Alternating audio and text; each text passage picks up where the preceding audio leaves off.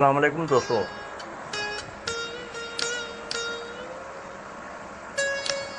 सभिनी महिरबान मुंहिंजे मोहसिननि खे ऐं मुंहिंजे दोस्तनि खे घर जे बेटनि मां फ़क़ीर जो सलाम पहुचे। साईं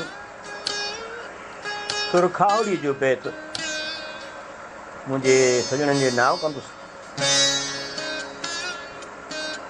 फरमायो लती साईं, ॾोथी सा ॾोरीन जाजू सुई न ॿुधी, पासा मथे पाहणे खाओड़ी खोड़ीन, विया तित वियोड़ीन जित निहायत नाहे।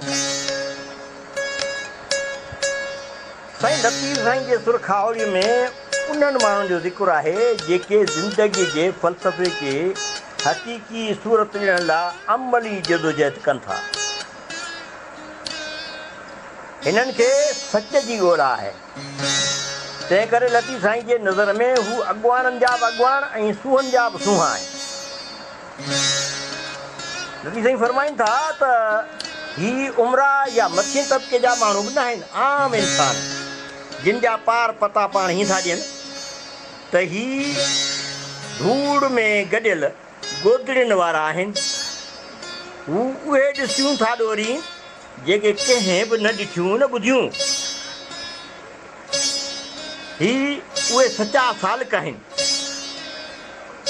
जेके राह हक़ जा पांधीड़ा आहिनि ऐं हुननि सां के बि पलंग पथराणियूं रेशमी चादरूं वग़ैरह न, बल्कि हुननि हू पथरनि ऐं ज़मीन ते पासा खोड़े की जाग की सुम्ह वारी कैफ़ियत में ज़िंदगी गुज़ारीनि था ऐं पोइ वरी उते था पहुचनि जिते सूंहां बि मुंझियो पवनि।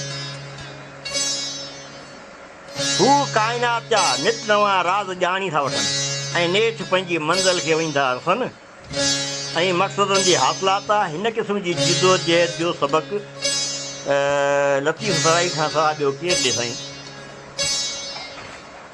ये लतीफ़ जी ॿोली